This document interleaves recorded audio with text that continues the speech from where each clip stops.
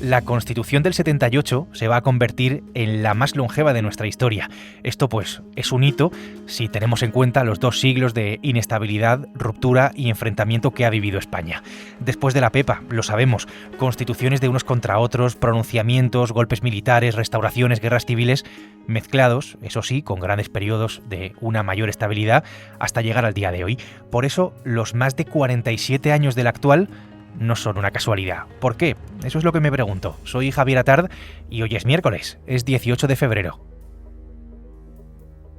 El Mundo al Día, un podcast del Mundo.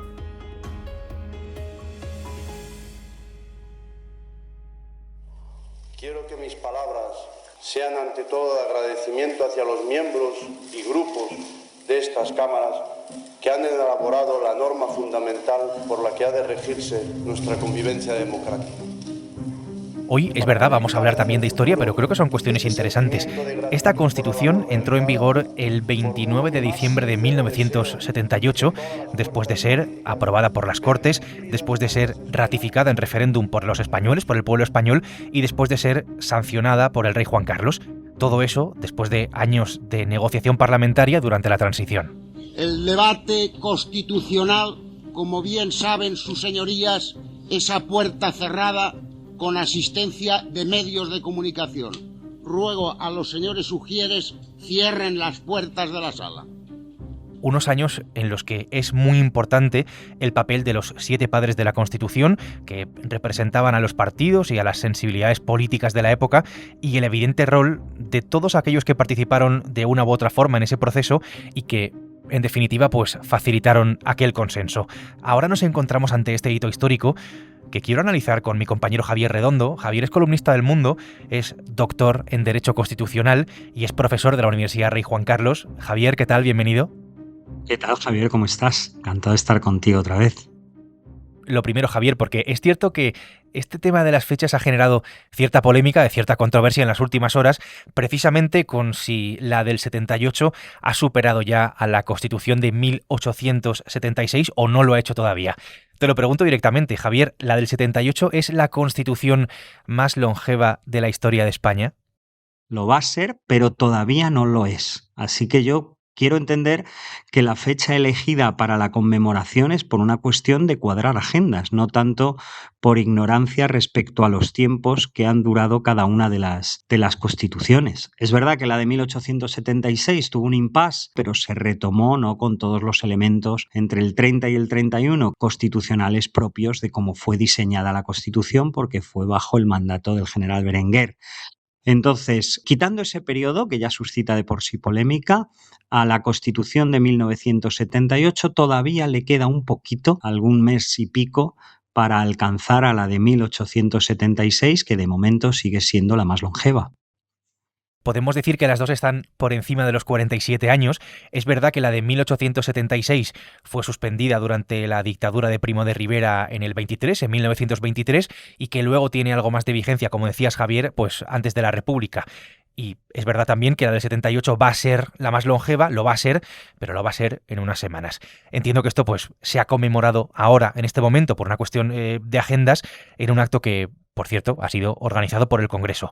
En el Congreso de los Diputados está Marina Pina, que es la corresponsal de Casa Real del Mundo. Hola, Marina, ¿qué tal? Hola, Javier, ¿cómo estás?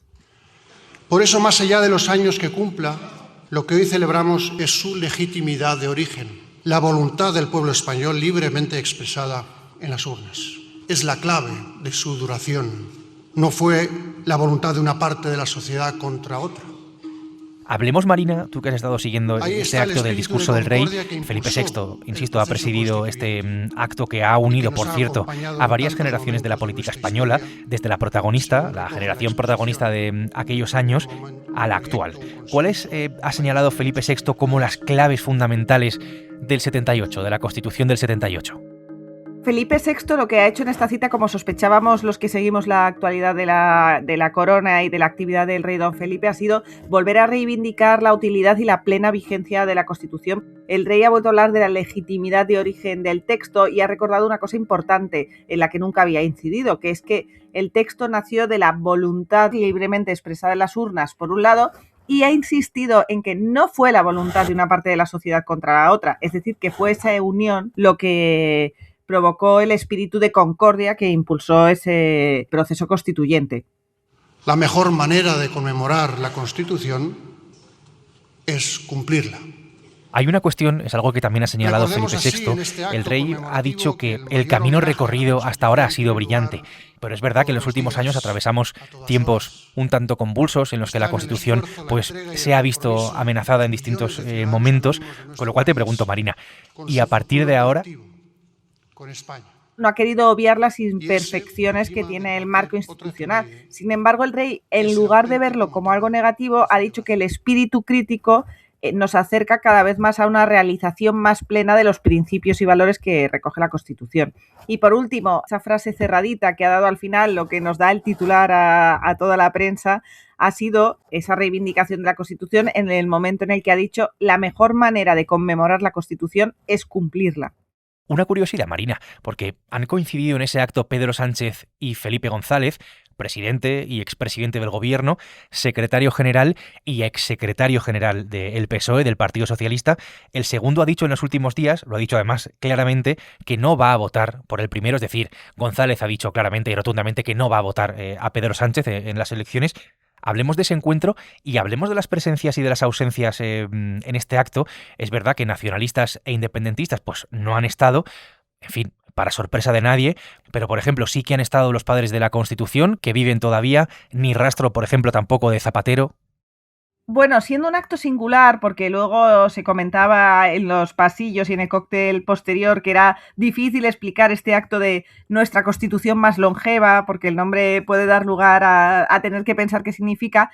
La verdad es que el pleno del Congreso de los Diputados estaba atestado. También ha coincidido con que tocaba pleno después a las 3 de la tarde había un pleno.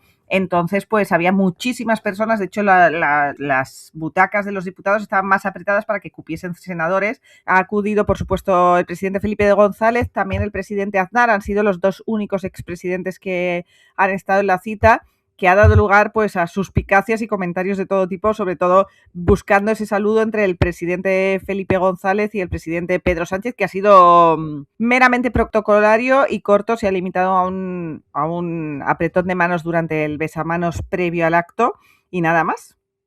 Pues Marina, gracias, te dejo seguir trabajando. Gracias a ti.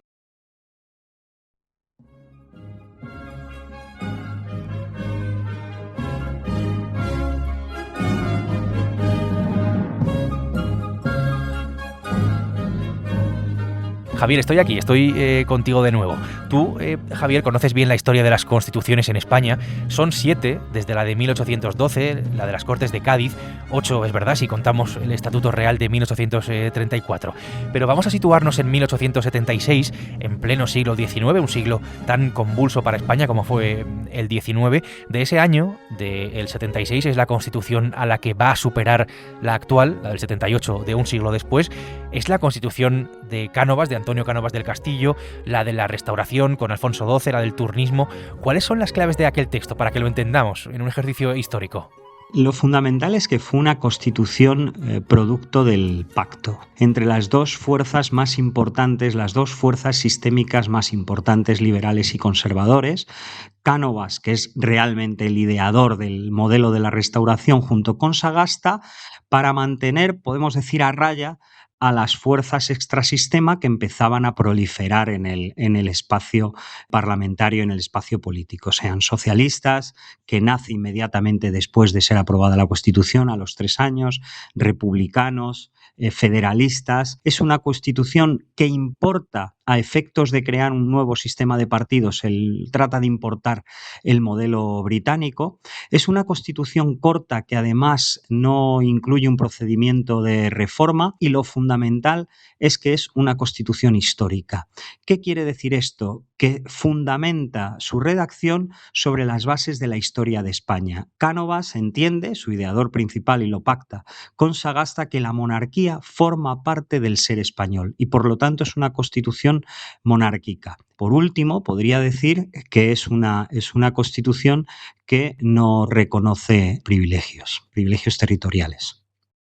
La expectación es general en todo el país, demostrándose de esta manera el interés que este 6 de diciembre ha despertado en el pueblo español de cara a su participación política. Creo que hoy, que es un día... Después de ese viaje al siglo XIX, vamos a viajar un siglo después, siglo XX, 1978.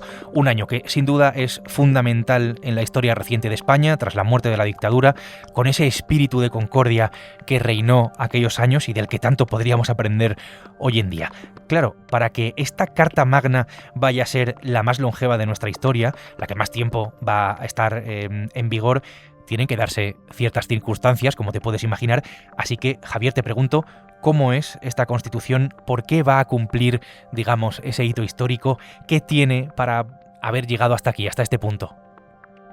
Tiene un carácter para mí fundamental, que es la voluntad de unos padres fundadores de establecer un sistema lo suficientemente amplio e integrador para que quepan todas las fuerzas del espectro político, ¿no? Esa voluntad de integración, esa voluntad de reconciliación, esa voluntad de regular la convivencia en una Constitución innovadora, aperturista, progresista y quizás, para mi juicio, demasiado larga en exceso y luego demasiado alambicada o ambigua en otros aspectos, precisamente para ser integradora. El hecho de que obedeciera a un contexto tan concreto como un proceso de modernización social y económico, junto con un proceso de transición y una voluntad de pacificar definitivamente España después de constituciones y vaivenes históricos, hace que esa generalidad, porque es una constitución demasiado general, ya digo, demasiado a veces entrometida, porque es verdad que yo creo que hay cuestiones que podían ser reguladas por ley, no en la propia Constitución, pero es una Constitución avanzada. Siendo una Constitución avanzada, ha permitido que varias generaciones convivan bajo ese paraguas. Javier, ¿y esta Constitución podemos decir que goza de buena salud? Porque es verdad que hace algunos años estaba más de moda ponerla en discusión. Se hablaba desde algunos sectores de la izquierda de la necesidad de reformarla, de renovarla, de derogarla incluso, aunque bueno, esto puede que fuera fruto del momento político, de la nueva política y demás, ¿no?, que reinaba en aquel momento.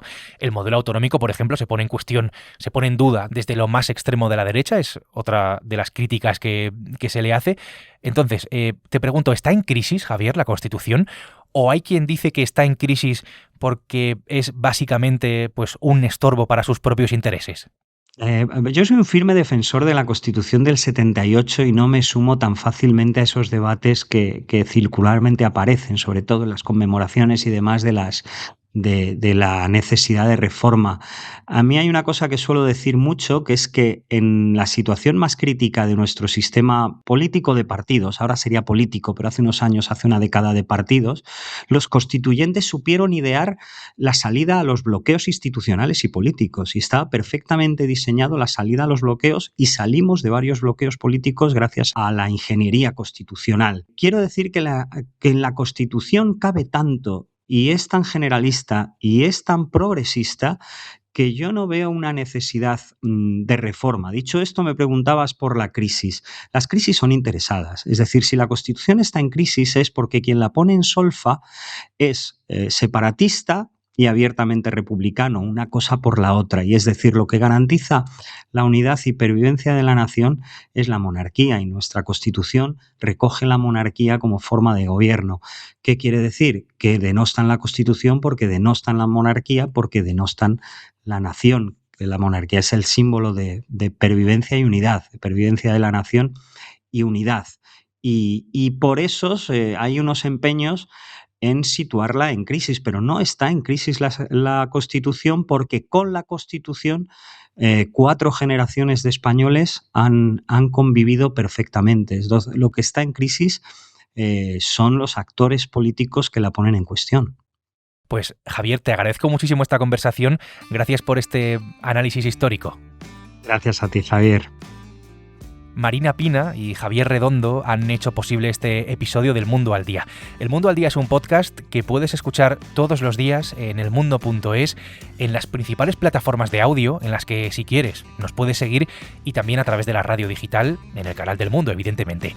Mañana jueves, más El Mundo al Día. Has escuchado El Mundo al Día, un podcast del Mundo.